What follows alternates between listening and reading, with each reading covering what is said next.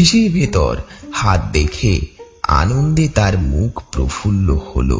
শিশিটি সে বাম হাতে তুলে মনোযোগ সহকারে দেখতে লাগলো। কিছুক্ষণ দেখে রাগে তার মুখ রক্তবন্ধ হলো।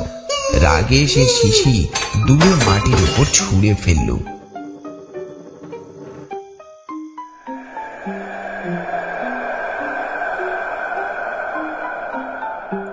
নমস্কার বন্ধুরা, আশা করি সবাই ভালো আছেন। আজ আমাদের আড্ডাখানায় রয়েছে একটি বিশেষ গল্প। লেখক ত্রৈলোক্যনাথ মুখোপাধ্যায়ের লেখা একটি অসাধারণ গল্প।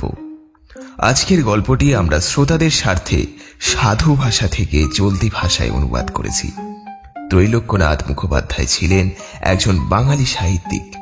তার লেখাগুলির মধ্যে কঙ্কাবতী, ভূত ও মানুষ, ফোকলা ইত্যাদি বিশেষভাবে উল্লেখযোগ্য। এই মহান সাহিত্যিকের হঠাৎ অসাবধানতার কারণে বুকে ফাউন্টেন ফুটে আহত হন ও 1919 সালে তার মৃত্যু ঘটে। গল্পের সূত্রধার আমি সায়ন। শুরু হচ্ছে আজকের গল্প।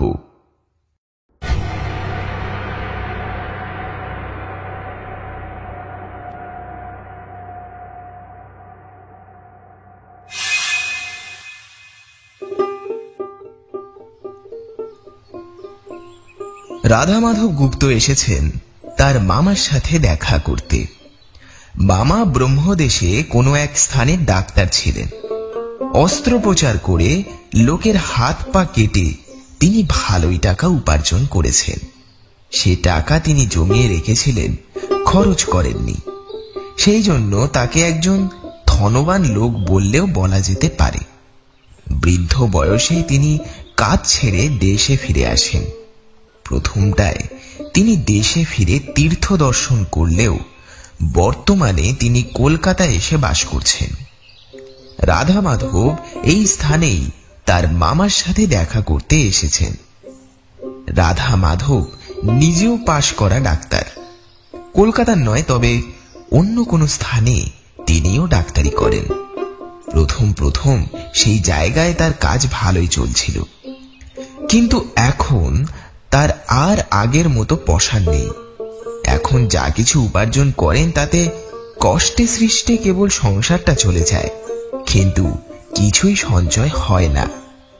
এই কারণে রাধা মাধবের বড় চিন্তা। তার 4টে কন্যা। বড় মেয়ে 13 বছর পার করেছে, সুতরাং তাকে আর রাখা যায় না। তবে তার বিয়ে দিতে অন্তত 2000 টাকা খরচা হবে। সে টাকা আসবে কোথা থেকে? যেহেতু বহুকাল পরে সে মামার দেশে এসেছে, তাই তার সাথে দেখা করা রাধা মাধবের কর্তব্য বটে। তাছাড়া রাধা মাধব ভাবলেন, মামা মামির কোনো ছেলে পুলে নেই, আমি তাদের একমাত্র উত্তরাধিকারী। আমি তাকে আমার বিপদের কথা জানাবো। এখন যদি তিনি আমাকে কিছু সাহায্য করেন তাহলে বড় উপকার হয়। সেখানে পৌঁছে মামা মামিকে তিনি প্রণাম করলেন। রাধা মাধবকেও তারা অনেক যত্ন আরতি করল। রাধা মাধবের মামি নিজে হাতে নানান রকমের সুস্বাদু পদ রান্না করে খাওয়ালেন তাকে। কিন্তু রাধা মাধব এখনো টাকার কথা তুলতে পারলেন না। সে কথা মুখে আনতে তার লজ্জা বোধ হল। অনেকবার সেই কথা ঠোঁটের আগায় এনেও তিনি বলতে পারলেন না। লজ্জা ছাড়া এ কথা না বলার আরেকটা কারণ ছিল। রাধা মাধব দেখলেন যে তার মামা মামি দুজনেরই শরীর স্বাস্থ্য সুস্থ নয়। দুজনেরই শরীর শীর্ণ হয়ে গেছে, চোখের তলায় যেন কালি পড়েছে। দুজনকে দেখেই কেমন যেন সর্বদা বিমর্ষ বলে মনে হয়। তাদের মনে যেন সর্বদাই কিরূপ একটা ভয়, কেমন যেন একটা দুশ্চিন্তা কাজ করছে। রাধা মাধব আরও দেখলেন যে তার মামার মাথাটি কামানো, তার মাথায় একটিও চুল নেই। একদিন রাধা মাধব মামাকে জিজ্ঞেস করলেন, বর্মায় আপনি যে জায়গায় ছিলেন সেই স্থানের জলবায়ু কি ভালো ছিল না? আপনারা দুজনেই খুব শীর্ণ হয়ে গেছেন। দেখলে মনে হয় যেন আপনাদের শরীরে কোনো একটা রোগ আছে। মামা বললেন, না না, আমাদের শরীরে কোনো রোগ নেই। এইরকম একটা উত্তর দিয়ে মামা যেন সে প্রসঙ্গ চাপা দেওয়ার চেষ্টা করলেন। সেই কারণে রাধা মাধব ওই বিষয়ে আর কোনো কথা জিজ্ঞেস করলেন না। কিন্তু তিনি বুঝলেন যে তার মামা মামির শরীরে রোগ না থাক, মনে কোনো রোগ আছে। কোন রকম একটা ভয়ে বা দুর্ভাবনায় তাদের শরীর যেন শীর্ণ ও মলিন হয়ে গেছে। পরদিন মামা নিজেই টাকা কড়ির কথা বললেন। মামা জিজ্ঞাসা করলেন, কি রাধা মাধব, তুমি যে জায়গায় ডাক্তারি করো সেখানে 2 পয়সা হয় তো?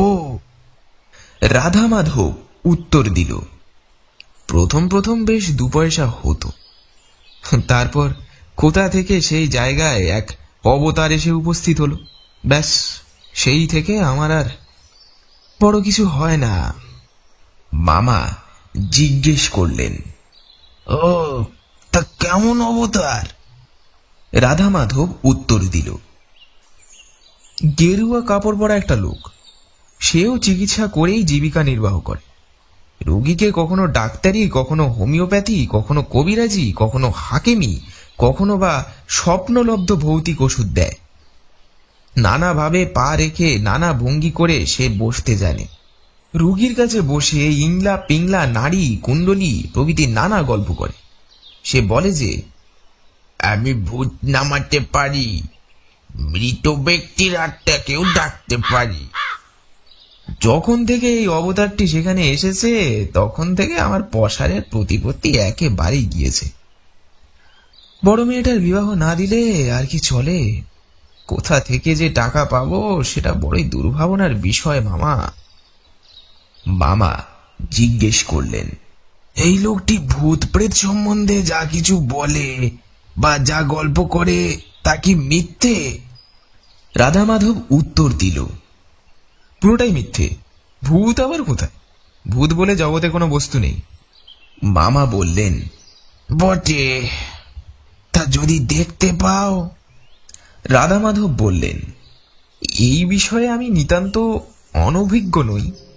মৃত ব্যক্তির আত্মাকে আহ্বান করার সম্বন্ধে ইংরেজিতে যত বই প্রকাশিত হয়েছে আমি সমস্তটাই পড়েছি। যে প্রণালী অবলম্বন করে আত্মাকে আহ্বান করতে হয়, বন্ধু বান্ধবের সাথে সেই সব আমি করে দেখেছি অনেকবার। যেখানে ভূত আছে বলে শুনেছি, একলা নির্ভয়ে সেই স্থানে রাত কাটিয়েছি। শুধুমাত্র ভূত দেখার জন্য রাত্রিবেলা সম্পূর্ণ একা শ্মশানে ঘুরেছি। 1 দিন 2 দিন নয়, 3 বছর ধরে চেষ্টা করেও ভূতের চিহ্ন মাত্র আমি দেখতে পাইনি। ভূতের গল্প সব অলিক, ভূত বলে জগতে কিছুই নেই।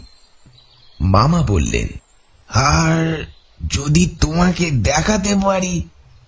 রাধা মাধব বললেন, তাহলে আপনার কাছে আমি চিরঋণী হয়ে থাকব। পরকালের প্রতি আমার বিশ্বাস নেই, তবে যদি ভূত দেখতে পাই তাহলে পরকাল সম্বন্ধে আমার মনের সন্দেহ একটু দূর হবে। মামা বললেন, না না, তুমি ছেলে মানুষ, তাই ওরকম কথা বলছো। কাজ নেই বাবা, শেষে একটা বিপদ ঘটবে। এবারে রাধা মাধব মামাকে জোর করে ধরলেন। তিনি বললেন যে, যদি আপনি আমাকে সত্যি ভূত দেখাতে পারেন তাহলে দেখতেই হবে। আমি আপনাকে কিছুতেই ছাড়ব না। আপনার কোনো ভয় নেই, আমার মন এতটুকু বিচলিত হবে না। মামা ভাগ্নেতে যখন এই সমস্ত কথাবার্তা হচ্ছিল তখন রাত 10টা বেজেছে। মামা যখন দেখলেন যে রাধা মাধব তাকে কিছুতেই ছাড়বেন না, তখন তিনি বললেন, বেশ, তবে এসো আমার সঙ্গে। রাধা মাধবকে নিয়ে গিয়ে মামা বড় একটা দরজার সামনে দাঁড়ালেন। তারপর তালা খুলে দুজনেই ঘরের ভেতর প্রবেশ করলেন। ঘরের ভিতর ঢুকে রাধা মাধব দেখলেন যে দেওয়ালের গায়ে 2 দিকে কাঠের আলমারি আছে। সেই আলমারিতে 2টো স্তরে কাঠের শেলফ আছে, আর তার উপর অনেকগুলো ছোট বড় শিশি রয়েছে। কোনো শিশিতে রয়েছে মানুষের পা, কোনোটাতে চোখ, কোনোটাতে পাথুরি, কোনোটাতে অস্থি এবং মনুষ্য দেহের নানান অঙ্গ প্রত্যঙ্গ। মামা বললেন, এ আমারও এক অদ্ভুত বাতিক। আমি নিজে হাতে যত কিছু কেটেছি তা আমি সব এই স্পিরিটে রেখে দিয়ে সংগ্রহ করি। এছাড়াও আমার অনেক অঙ্গ প্রত্যঙ্গ ছিল। আমার বাড়িতে একবার আগুন লেগে তার বেশিরভাগ নষ্ট হয়ে গিয়েছে। ঘরের পাশে একখানা কোচ ছিল। মামা বললেন, এই কোচের ওপর তোমায় আমি বিছানা করে দিচ্ছি। এই ঘরে একলা শুতে পারবে? না, আমি একটা ল্যাম্প এনে দিচ্ছি। ল্যাম্প জ্বলতে থাকুক, অন্ধকারে থেকে কাজ নেই। রাধা মাধব বললেন, স্বাচ্ছন্দ্যে আমি একলাই এই ঘরে শুতে পারবো। অন্ধকার থাকলেও আমার কোনো ভয় লাগবে না। মামা বললেন, তা বেশ, তুমি কিছু দেখতে পাবে কি না পাবে সে কথা আমি এখন তোমায় বলবো না। এখন বললে আগের থেকে তোমার মনে একটা সংস্কার তৈরি হবে। মামা নিজের হাতে কোচের ওপর বিছানা করে দিলেন। ঘরের পাশে ছোট একটা টেবিল ছিল। সেই টেবিলের ওপর ল্যাম্প রেখে তিনি বললেন, রাধা মাধব, তাহলে এখন আমি চললাম। এই পাশের ঘরেই আমি শুচ্ছি আজ। রাত্রিতে আমার ঘুম হয় না। যদি প্রয়োজন মনে করো আমাকে ডাকবে, আমি সঙ্গে সঙ্গে চলে আসব। মামা চলে গেলেন। রাধা মাধব ঘরের দরজা ভালো করে বন্ধ করে দিলেন। তারপর ঘরের অন্যান্য দরজা জানলা ভালোভাবে বন্ধ আছে কিনা সেটাও পরীক্ষা করে দেখলেন। সব শেষে ল্যাম্পের আলো কমিয়ে দিলেন। ল্যাম্প মিটমিট করে জ্বলতে লাগলো ঠিকই, কিন্তু ঘরের সকল বস্তুই মানুষের দৃষ্টিতে স্পষ্ট দেখা যাচ্ছে। আজ আমি সমস্ত রাত জেগেই কাটাবো, এই প্রতিজ্ঞা করে কোচের ওপর রাধা মাধব শুয়ে পড়লেন। কিন্তু 1 ঘন্টা পরেই তিনি গভীর ঘুমে ঢলে পড়লেন। কতক্ষণ ঘুমিয়েছিলেন তা তার পক্ষে বলা সম্ভব নয়। হঠাৎ তার ঘুম ভেঙে গেল। ঘরের ভিতর থেকে ঠক ঠক শব্দ হচ্ছে। শব্দ অনুসরণ করে তিনি দেখলেন যে আলমারির ধারে ধারে একজন পুরুষ মানুষ ঘুরছে। নিজের হাতে রাধা মাধব ঘরের দরজা জানলা বন্ধ করেছিলেন। বাইরে থেকে ঘরের ভিতরে লোক আসবার সম্ভাবনা নেই বললেই চলে। তবে এটা কি? রাধা মাধবের মনে একরকম বিশ্বাস জন্মালো যে এ মানুষ নয়, এ ভূত। না না না না, ভূত নেই। থাকলেও আমি তাদের ভয় করি না। চিরকাল লোকের কাছে আমি এই কথাই বলে এসেছি। আর যদি ভয়ে চিৎকার করে ফেলি তাহলে আমি একটা হাসির পাত্র হব। অতএব প্রাণ থাকুক বা যাক, আমি কিছুতেই চিৎকার করব না। রাধা মাধব এই বলে মনকে আশ্বাস দিয়ে ভূত কি করছে চুপ করে তা দেখতে লাগলেন।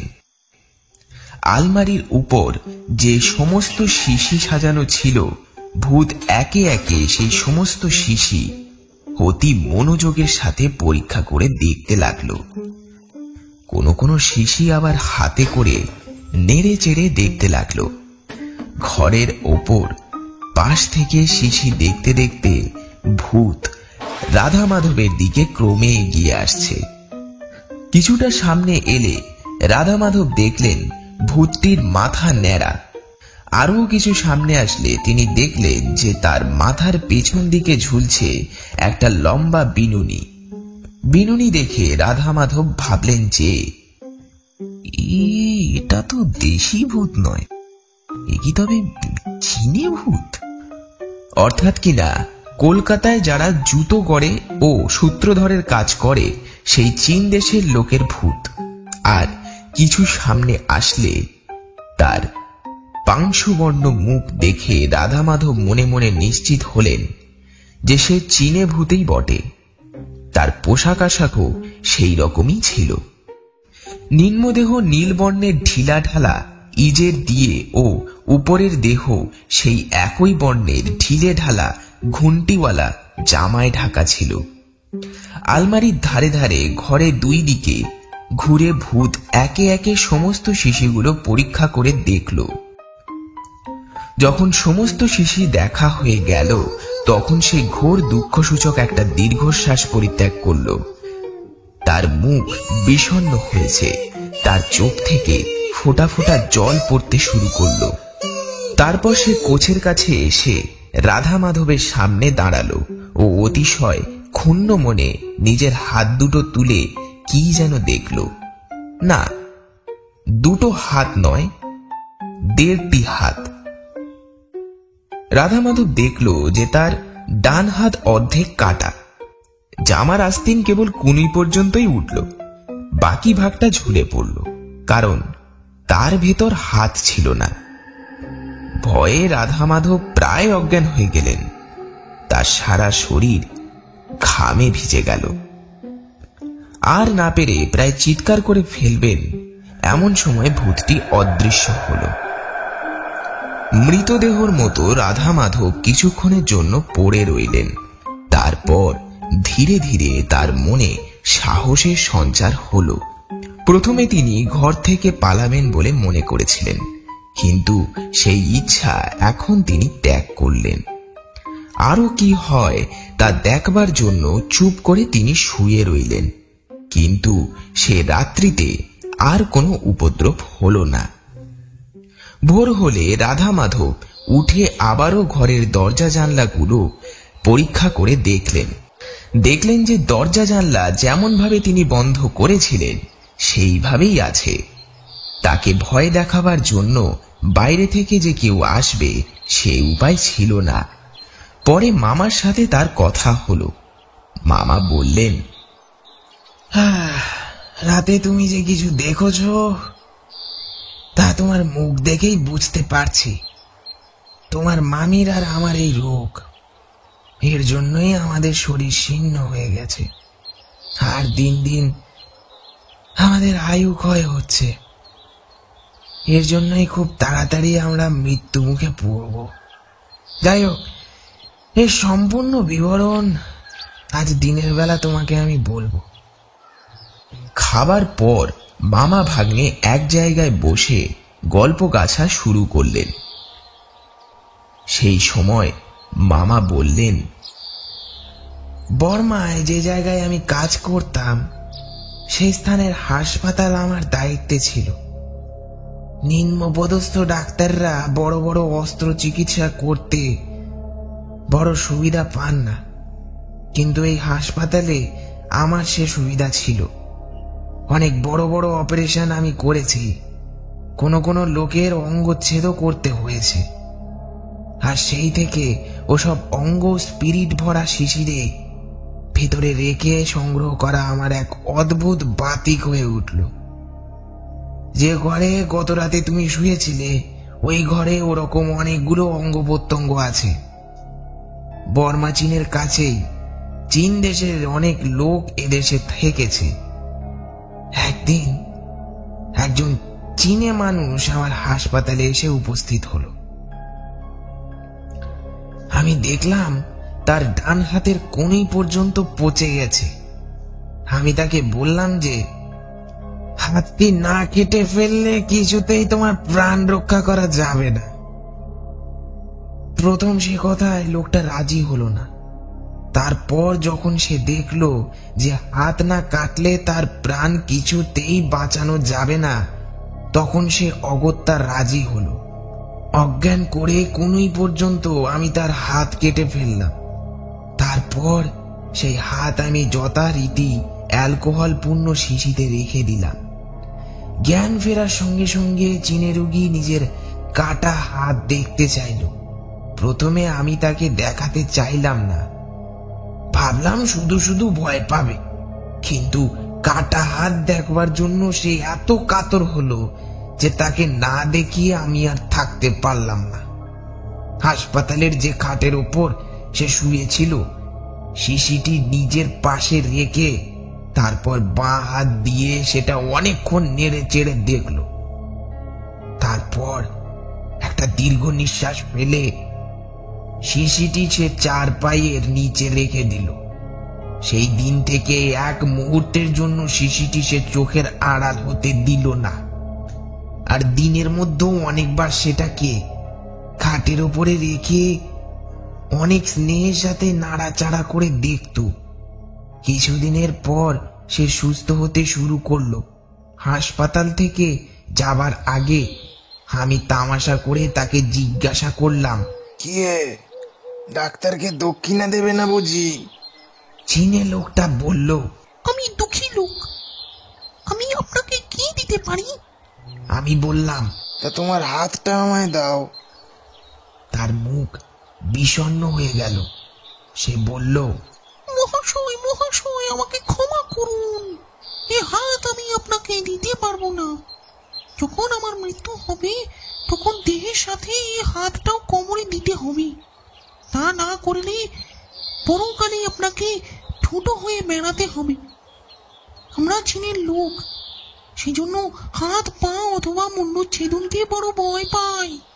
আমাদের বড় লোকেদের প্রাণদণ্ড হলেও তারা হাঁড়ি কুড়ি অর্থাৎ নিজের হাতে পেট ফাটিয়ে প্রাণ ত্যাগ করে।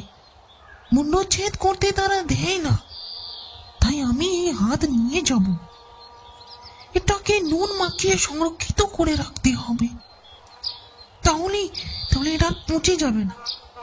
আমার মৃত্যু হলে আমার আত্মীয় স্বজন এটাকে দেহের সাথে কবর দেবে। আমি আবারও তাকে তামাশার ছলে বললাম, নুনের থেকে অ্যালকোহলটা ভালো থাকবে। তারপরও তোমার থেকে আমার কাছে হাতটি আরো ভালো অবস্থায় থাকবে, কারণ এরকম বস্তু ভালোভাবে রাখবার জন্য আমার কাছে একটি বিশেষ মশলা আছে। আর এসব জিনিস কিভাবে রাখতে হয় সেও আমার জানা। তোমার কাছে থাকলে নির্ঘাত হাতটা পচে যাবে, তখন পচা হাত নিয়ে এসেছে পরকালে যাবে। আমার কথাগুলো লোকটির মনে লাগলো। উৎফুল্ল চোখে আমার দিকে সে তাকিয়ে বলল, আমার মৃত্যুর পর আমার আত্মীয় স্বজনেরা এসে হাতটি আপনার কাছে প্রার্থনা করলে আপনি এটা ফিরিয়ে দেবেন, প্রতিজ্ঞা করুন। তাহলে আপনার কাছে আমি রেখে যেতে পারি। আমার কুবুদ্ধি, তাই সেই রকম প্রতিজ্ঞা করলাম। একবার নয়, লোকটা বারবার আমাকে 3 সত্য করালো। তারপর শীষটা আমার হাতে দিয়ে সে চলে গেল। অন্য শিশির সাথে আমি এই শিশিটাও রেখে দিলাম। আমি যে বাড়িতে থাকতাম সে বাড়িটা কাঠের তৈরি ছিল। কিছুদিন পরে আমার বাড়িতে আগুন লাগলো। অনেকগুলো দ্রব্যের সঙ্গে অনেকগুলো শিশিও আমার নষ্ট হয়ে গেল। তার মধ্যে সেই চীনা মানুষের সংরক্ষিত হাতের শিশিটাও ধ্বংস হয়ে গেল। যাই হোক, সেই চীনে লোকের কথাটা আমি একবারে ভুলে গিয়েছিলাম। তার হাতের কথা বা আমার প্রতিজ্ঞার কথা একবারের জন্যও আমার মনে পড়েনি। 5 বছর কেটে গেল। একদিন 2জন চীনে ম্যান এসে আমাকে বলল, মঙ্গ নামে যে লোকটির হাত আপনি কেটেছিলেন, কত রাতে তার মৃত্যু হয়েছে। মৃত্যুর আগে সে বারবার অনুরোধ করেছে যাতে আমরা আপনার কাছ থেকে হাতটি নিয়ে আসি। এই হাতের জন্যই আমরা এখন আপনার কাছে এসেছি। আমার মাথায় যেন বাজ পড়ল। হাতটি ফিরিয়ে দিতে আমি বারবার 3 সত্য করেছিলাম। এই সত্যি থেকে আমি আজ ভ্রষ্ট হলাম। কি আর করব, দৈবক্রমে হাতটি নষ্ট হয়ে গিয়েছে। আমি সে কথা তাদেরকে বললাম। তারা মুখ ছোট করে চলে গেল। সেই দিন রাত্রে ঘুমানোর অনেক চেষ্টা করেছিলাম, কিন্তু ঘুম আসছিল না। রাত পার হয়ে গেছে, অল্প অল্প আলো জ্বলছে। হঠাৎ দেখি কে এসে আমার চুল টেনে ধরে আমাকে তুলে বসালো। আমি তাকিয়ে দেখলাম একজন চীনে লোক আমার বিছানার পাশে এসে দাঁড়িয়ে আছে। আরো দেখলাম যে সে আর কেউ নয়, সেই মঙ্গ, যার হাত আমি কেটেছিলাম। ভয়ে বিহ্বল হয়ে আমি কথা বলার চেষ্টা করলাম, কিন্তু আমার মুখ থেকে একটা কথাও বেরোলো না, কেবল গো গো শব্দ বের হতে লাগলো। খাটের একপাশে তোমার মামিও শুয়েছিলেন, সেই শব্দে তারও ঘুম ভেঙে গেল। তিনিও চীনা ভূতকে দেখতে পেলেন। কিছুক্ষণ আমাদের খাটের পাশে দাঁড়িয়ে সেই চীনা লোকটা কুপিত কটাক্ষে আমার দিকে তাকিয়ে ঘোরতর ভৎসনা সূচক ভঙ্গি করে আমার ডান হাতের অর্ধেকটা, অর্থাৎ কেবল সে বাহুটা তুলে আমাকে দেখালো। তারপর সে সেই ঘর থেকে অদৃশ্য হয়ে গেল। পরে যে ঘরে শিশি থাকে সেই ঘরে খুটখাট শব্দ করল। পরে বুঝতে পেরেছিলাম সে প্রত্যেক শিশি পরীক্ষা করে নিজের হাতের অনুসন্ধান করছে। শিশিতে নিজের হাত দেখতে না পেয়ে তারপর বাড়ির অন্যান্য ঘর সে তন্ন তন্ন করে অনুসন্ধান করে। আজ এই বছর ধরে প্রতি রাতে এইরকমই হচ্ছে। প্রথমে শয্যা থেকে সে আমাকে টেনে তোলে, তারপর কুপিত ভৎসনা ভাবে সে আমাকে তার হাতের আধখানা দেখায়, তারপর শিশিগুলো দেখিয়ে বেড়ায়, তারপর অন্যান্য ঘরে অনুসন্ধান করে। রাত্রে হঠাৎ আমার মাথার চুল টেনে তুললে আমার বড় কষ্ট হয়, সেই জন্য মাথাটি আমি ন্যাড়া করেছি। তখন সে হাত ধরে আমাকে টেনে তোলে। যাই হোক, তোমার মামিও আমি এই রোগে আজ বছর ভুগছি। চাকর চাকরানি আমার বাড়িতে টিকতে পারে না। এখন যারা আছে তাদের কেউ আমার বাড়িতে থাকে না।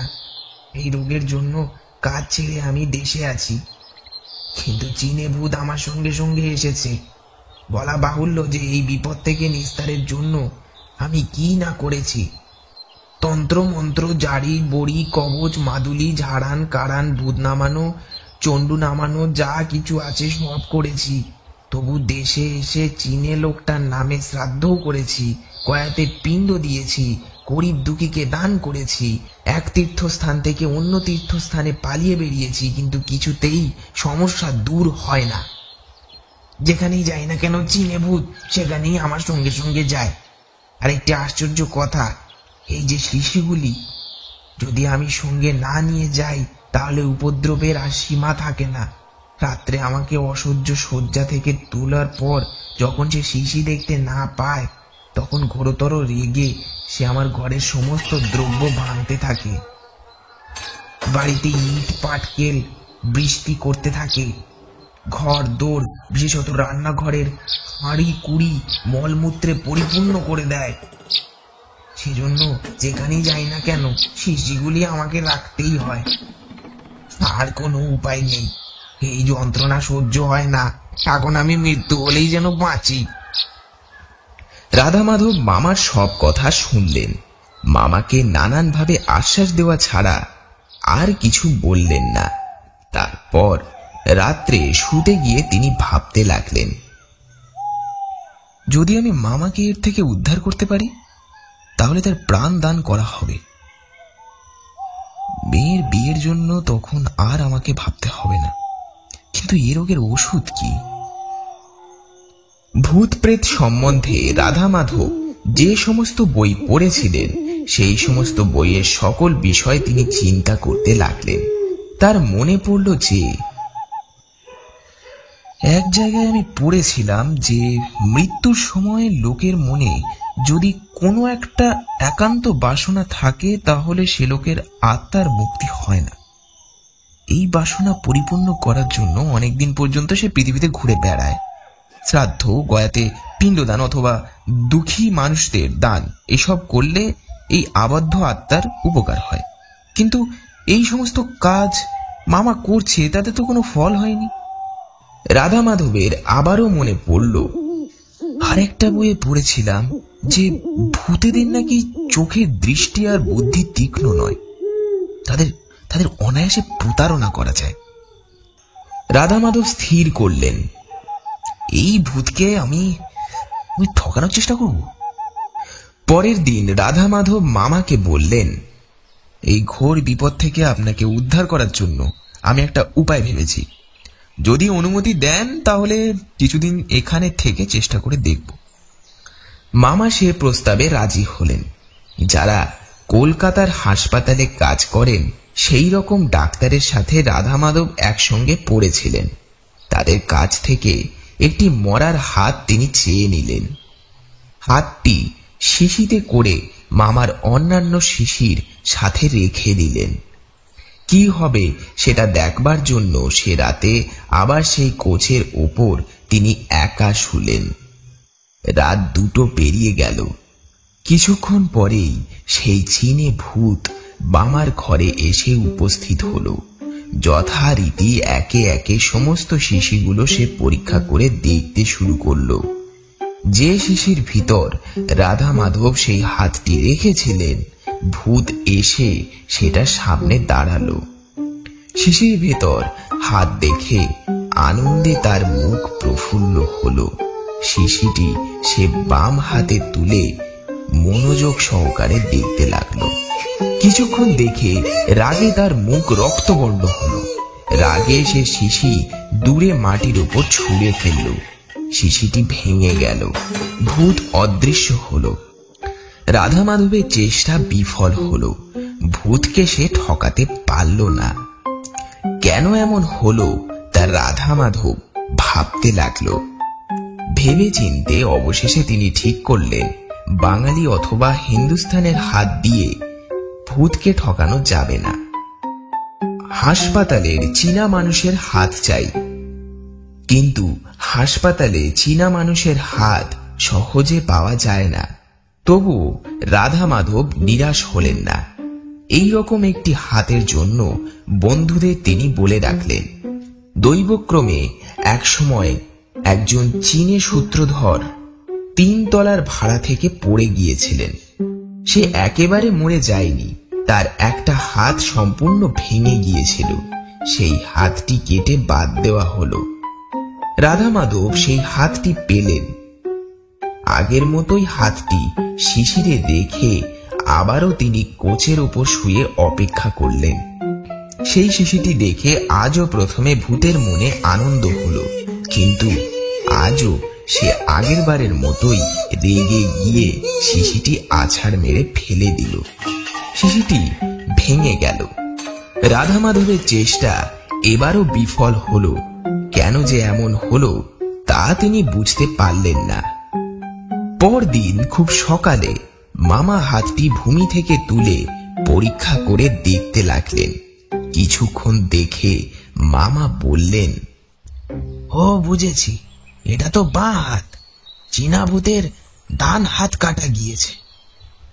বাঁ হাত দেখে সে জেনে যাচ্ছে এটা নকল হাত, তার নিজের হাত নয়। সেই কারণেই সে রাগ করে ফেলে দিয়েছে। রাধা মাধব বুঝলেন যে এটা প্রকৃত কারণ। চীনা মানুষের ডান হাতের জন্য তিনি সন্ধান করতে লাগলেন, কিন্তু 1 মাস হয়ে গেল, তবুও এরকম একটি হাত জোগাড় করা গেল না। রোগে মৃত ব্যক্তির হাত হলে চলবে কিনা এ সম্পর্কে একটা সন্দেহ মামা ও ভাগ্নের মনে উপস্থিত হলো। এমন সময় চীনের লড়াই আরম্ভ হলো। কলকাতা থেকে যেসব জাহাজ চীন দেশে যায় সেই রকম জাহাজের একজন খালাসির সাথে রাধা মাধব আলাপ করে তাকে বললেন, এই যে ওষুধ ভর্তি শিশি তোমাকে দিচ্ছি। অস্ত্রের আঘাতে মারা গিয়েছে এমন চীনে পুরুষ মানুষের ডান হাত যদি তুমি এই শিশির ভেতরে এনে দিতে পারো তাহলে তোমাকে আমি 100 টাকা পুরস্কার দেব। খালাসি রাজি হলো। অস্ত্রাঘাতে সে সময় বহু চীনে মানুষ মৃত্যুর কোলে ঢলে পড়েছিলেন। সুতরাং এই রকম একটা হাতের জোগাড় করতে খালাসিকে বেশি পরিশ্রম করতে হলো না। 2 মাস পরে সেই ওষুধপূর্ণ শিশি করে একজন চীনা মানুষের ডান হাত সে রাধা মাধবকে এনে দিল। শিশিটা রাধা মাধব অন্যান্য শিশির সাথে রেখে আগের মতোই সেই ঘরে শুয়ে অপেক্ষায় রইলেন। প্রতিবারের মতোই যথাসময়ে ভূত এসে একে একে শিশিগুলো পরীক্ষা করে দেখতে লাগলো এবং আগের মতোই আজও সে শিশিটি হাতে নিয়ে দেখতে লাগলো, কিন্তু তার মুখে কোনো রকমের বিরক্তি বা রাগের লক্ষণ দেখা গেল না। আজ সে আর রেগে গিয়ে শিশিটি আছাড় মেরে ফেলল না। আনন্দে তার মুখ আজ প্রফুল্ল থেকে প্রফুল্লতর মনে হলো। অবশেষে এই শিশিটি হাতে নিয়ে আনন্দে এসে ঘরের ভিতর দুবদাব ধুপধাপ নাচতে শুরু করলো। নাচতে নাচতে গান গাইতে গাইতে শিশিটা হাতে করে ঘর থেকে এসে অদৃশ্য হয়ে গেল। রাধা মাধব তাড়াতাড়ি মামাকে ডেকে এই সুসংবাদ শোনালেন, কিন্তু চীনে ভূত তখনও বাড়ি থেকে যায়নি। মাঝের একটি ঘরে তখন সে এক প্রকার চপর চপর শব্দ করছিল। মামা মামি ও রাধা মাধব সেই ঘরের দরজার সামনে গিয়ে দাঁড়ালেন। সেই ঘরে আলো জ্বলছিল। দরজার ফাঁক থেকে সকলে দেখলেন যে ঘরের মাঝখানে বসে চীনে ভূত থালা ও অনেকগুলি বাটি থেকে কি সব খাচ্ছে। মামি তখন এসে বললেন, আজ পৌষ মাসের সংক্রান্তি, তাই আমি আজ অনেক রকম পিঠে বানিয়েছিলাম। আমি মনে করলাম যে আহা, এই চীনে ভূতটা প্রতিদিন আমাদের বাড়িতে আসে, তাকে কিছু খেতে দেবো না। তাই থালা ও বাটিতে নানা রকম পিঠে ও পরমান্ন তার জন্য সাজিয়ে রেখেছিলাম। এখন সেগুলোই মনের আনন্দে বসে বসে খাচ্ছে। পিঠে খাওয়া শেষ করে চীনে ভূত পরম তৃপ্তি লাভ করল। তারপর সে চলে গেল। সেই দিন থেকে মামার বাড়িতে আর চীনে ভূতের উপদ্রব হয়নি। মামা ও মামির শরীর ও মন সুস্থ হলো। সেই দিন থেকে পরম সুখে তারা দিন যাপন করতে লাগলেন। মামা এখন মাথায় চুল রেখেছেন। রাধা মাধবকে তিনি বললেন, তোমার বুদ্ধি বলে আমরা এই কঠিন যন্ত্রণা থেকে নিস্তার পেয়েছি। তুমি আমার বাড়িতে এসে থাকো। আমি যথেষ্ট অর্থ সঞ্চয় করেছি, থাকার জন্য তোমাকে আর ভাবতে হবে না। রাধা মাধব এখন মামার বাড়িতেই থাকেন। মামা ও তিনি বিজ্ঞান শাস্ত্র আলোচনার মধ্য দিয়ে স্বর্গসুখ উপভোগ করে পরম সুখে দিন যাপন করছেন। জাতি স্বজাতি এবং স্বদেশের ভালো হয় এই রকম বিভিন্ন পরীক্ষায় দুজনে ব্যস্ত থাকেন। অতি ধুমধামের সাথে রাধা মাধব সুপাত্রের হাতে বড় কন্যাকে সম্প্রদান করেছেন। তারপর সেই পৌষ পার্বণের সময় নানা রকমের পিঠে প্রস্তুত করে বন্ধু বান্ধবকে খাওয়াবেন, সেই জন্য মামা মামি ও তিনি নিজে আয়োজন করেছেন। এই পৌষের সময় রাধা মাধবের মামা যেই রকম ঘোর বিপদ থেকে মুক্ত হয়েছিলেন, আর এই পৌষ পার্বণের সময় যেমন তারা মনের আনন্দে পিঠে প্রস্তুত করেছেন, সেই রকম শত্রু মিত্র সকলেই বিপদ থেকে উদ্ধার হোক। সকলেই সেই রকম আনন্দ মনে বন্ধু বান্ধবকে পিঠে পরমান্ন প্রভৃতি সুখাদ্য প্রদান করুক, এটাই প্রার্থনা।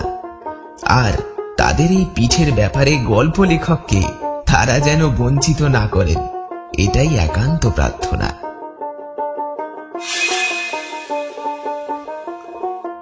শুনছিলেন পিঠে পার্বণে চীনে ভূত। আশা করি গল্পটি আপনাদের ভালো লেগেছে। আজকের গল্পের মহিলা কণ্ঠে সায়নী, অনুবাদে রয়েছে সুমন, পোস্টার ডিজাইনে সান্নিক, ডাইরেকশন, ন্যারেশন ও সকল চরিত্রে আমি গল্পে সূত্রধার সায়ন। অবশ্যই সকলে ফলো করবেন আমাদের ফেসবুক ও ইনস্টাগ্রাম পেজটিকে। দেখা হচ্ছে পরের গল্পে। ততদিনে ভালো থাকবেন, সুস্থ থাকবেন।